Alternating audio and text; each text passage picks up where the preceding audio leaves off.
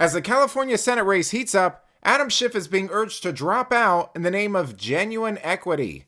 Welcome to Nerk News, I'm Nerkish. Today we're going to take a few minutes to break down this story and discuss what it means for the California Senate race and old pencil neck Adam Schiff moving forward. So according to a piece by the Washington Post, white Democrats must drop out of the race or they aren't actually committed to diversity. I guess a bunch of children work over there. The article states, quote, "Time and again, it has been shown that black women are the heart and soul of the Democratic Party. Democrats across the country agree that black women are badly underrepresented in our nation's leadership. Schiff and Porter are white. Lee is a black woman. The right course is clear, isn't it?"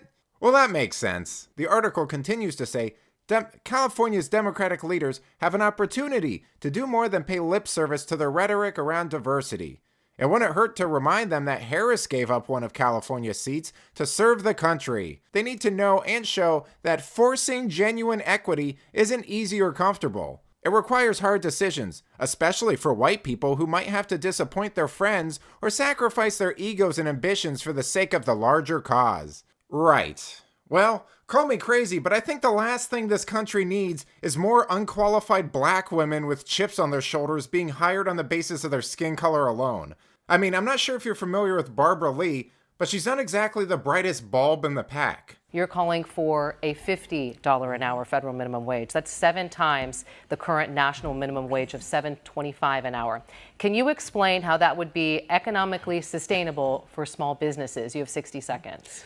Just do the math. Of course, we have national minimum wages that we need to raise to a living wage. You're talking about $20, $25, fine. But I have got to be focused on what California needs and what the affordability factor is when we calculate this wage. Racism, institutional racism, is in the DNA of this country. I was walking from the House building on Capitol Hill to the Capitol, and a man, a white guy, stopped me and told me I could not get into the members' elevator. And you know, we have pens, and I was going to vote.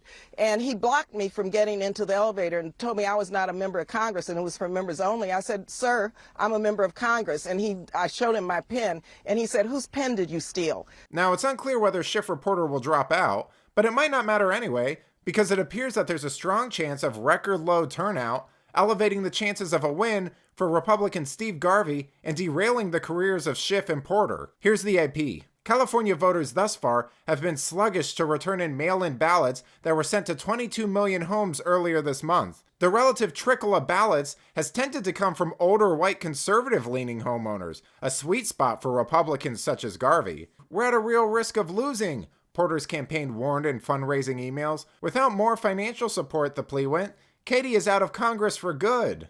Oh, the horror. So what the article means when it says record low turnout is record low turnout for Democrats. Just like when they say get out and vote, they really just mean vote Democrat. But back to the article. This is a low interest, low turnout kind of election cycle that generally creates an electorate that is older, more conservative, and wider. I don't see a surge of Democratic turnout coming in the end, but there could be a surge of Republican voters in the end, Mitchell said. He added that could be driven by those voters influenced by Trump's unsupported claims of fraud who will vote in person rather than through mail. Well, it's always nice to throw stuff like that in to suggest that conservatives are just sheep controlled by Trump. Heaven forbid they're capable of independent thought or see the direction their state is heading and want to try to change it. But let me know what you think. Will Adam Schiff and Katie Porter put their money where their mouth is and make room for poor old Barbara Lee? Does a Republican actually have a chance of winning a Senate seat in California?